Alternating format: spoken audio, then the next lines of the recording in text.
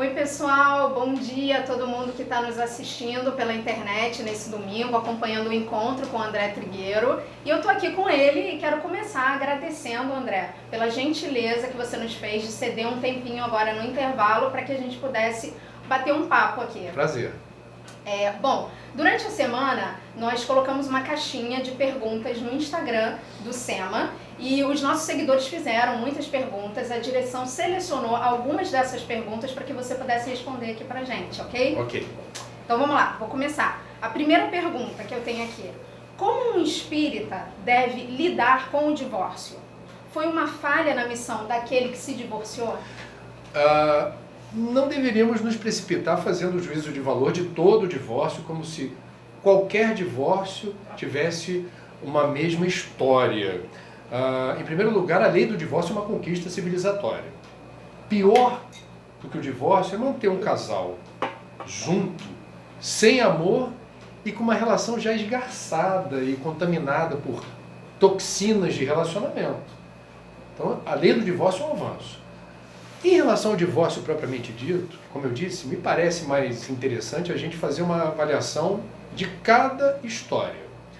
Por exemplo, é possível que em algumas situações o divórcio tenha ocorrido a partir de uma impaciência ou de uma precipitação de uma das partes ou das duas partes em relação a algo banal, trivial, que não deveria justificar naquela encarnação a separação, porque aquele casal, por questões deles, estavam em certa medida programados para vivenciarem algo mais.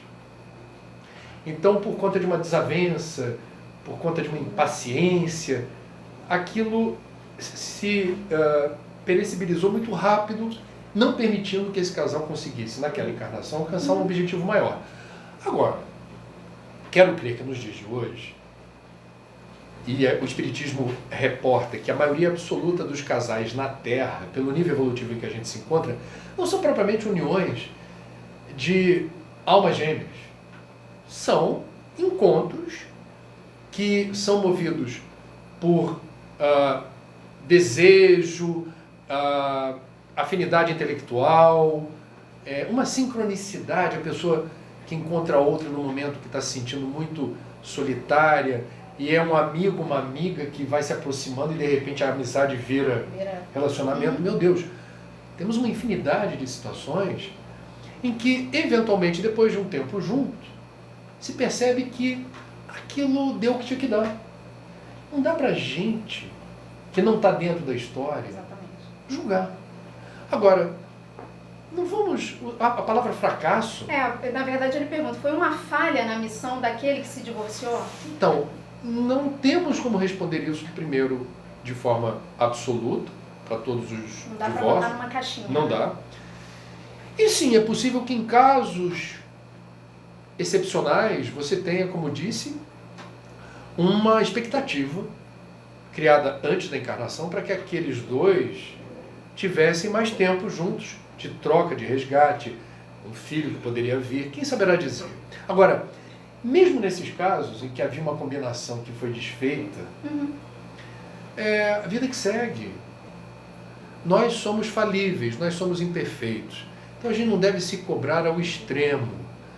Sempre teremos a condição de reconciliar, reconfigurar nossas histórias, e Deus nos ama incondicionalmente. Portanto, sigamos em frente, com fé, com força e com coragem. Perfeito. A segunda pergunta, essa eu achei bem interessante.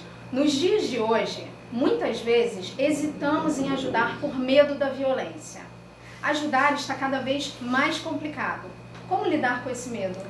Bom, já que a pergunta foi genérica, falando de ajudar, eu acho que a gente precisa ter a seguinte leitura dessa situação. Sem dúvida alguma, numa cidade, por exemplo, como o Rio de Janeiro, é preciso ter estratégia, método, para você organizar um serviço assistencial, uma campanha de atendimento fraterno, o sopão servido na rua, qualquer atividade na rua, dependendo do lugar ou do horário, em certos em certos contextos, não importa Sim. o lugar ou horário, você está exposto à violência, a gente não deve fazer do cenário violento uma justificativa que nos imobilize no território da caridade. Quer dizer, a caridade não se constrange perante a violência. A caridade, ela precisa, como disse, ser cuidadosa no ambiente hostil, sabendo como se aproximar e de que jeito. Quem trabalha com população de rua sabe como chegar. Quem trabalha em unidade penitenciária sabe como abordar. Grupos que fazem serviços assistenciais precisam, portanto, ter o cuidado de ver o que eu gostaria de fazer pelo próximo. Em que medida essa minha disponibilidade me expõe ao risco? Esse risco ele pode ser diluído ou pode ser anulado diante de algum ajuste no meu planejamento? Agora, com toda franqueza, eu não acho que um cenário violento determine uma anulação de proposta de ajuda ou de exercício da caridade. Eu reconheço que precisa haver método, planejamento, estratégia, cuidado. Mas eu não reconheço que aí haja uma justificativa para você dizer não dá para fazer nada porque eu vivo numa cidade violenta. Existem muitas violências. A violência contra refugiado ou imigrante, a violência contra a mulher, a violência contra a criança abandonada de rua, a violência da homofobia. São tantas violências. E a gente está aqui para... o que não falta é trabalho. Para o espírita, uma cidade violenta oferece mão de obra farta, que não exponha você ao risco desnecessário. Isso é perfeitamente possível. Bom, a terceira pergunta. Como o espírita pode distinguir o que é necessário e o que é supérfluo no mundo tecnológico do século XXI? Bom, primeiro, quando se fala mundo tecnológico, isso está inserido num contexto muito amplo, muito vasto. Mas eu diria o seguinte: o deslumbramento com a matéria é uma característica predominante dos mundos primitivos, segundo Santo Agostinho, o apego à matéria. Então, o desapego é um exercício espiritual importante. Por mais sedutora, atraente que seja uma tecnologia, a mim me parece que a gente deveria ter sempre o cuidado de perceber que uso pretendo fazer dessa tecnologia. Né? Então, por exemplo, hipoteticamente, eu preciso de um smartphone, porque ele me oferece ferramentas que podem me ajudar em alguns aspectos da minha vida. Aí vem a pergunta: eu preciso de um smartphone mais caro, que me oferece mais memória, mais capacidade de instalar aplicativos, etc, etc, que a maioria absoluta de nós não utiliza a plena carga, todo o potencial do smartphone? Você não precisa? Não adquira. Prestaremos contas de tudo o que usarmos nesse planeta de recursos materiais. Então, quem se locupleta de inúmeras tecnologias, sem que isso signifique um upgrade, uma condição melhor, para você realizar o que mais é importante na encarnação, que é evoluir. Estamos aqui para quê? Evoluir. O espírita sabe que não vê o mundo a passeio. É bom passear? É delicioso. Adoro passear. Mas eu não vi ao mundo para passear. Eu vi ao mundo como os espíritas entendem a passagem pelo planeta, na condição de encarnados, para evoluir. Tecnologia vai te ajudar a evoluir? É bem-vinda. Tecnologia vai dispersar, alienar, distrair, criar dependência, que existe. Certas tecnologias determinam novos gêneros de dependência e isso tem impacto sobre a saúde e inclusive sobre a autoestima, não raro, se tratando, por exemplo, de smartphone, joguinhos, redes sociais, YouTube o tempo todo. Já existem certos gêneros de depressão associados a um tempo enorme dispensado exatamente nesse exercício solitário de ficar sujeito às iscas, né, ao feitiço das tecnologias. Então, a gente pode e deve saber usar. Em se percebendo um desequilíbrio, eu, por exemplo, vou confessar, eu sou jornalista, eu preciso dessas ferramentas. Sim.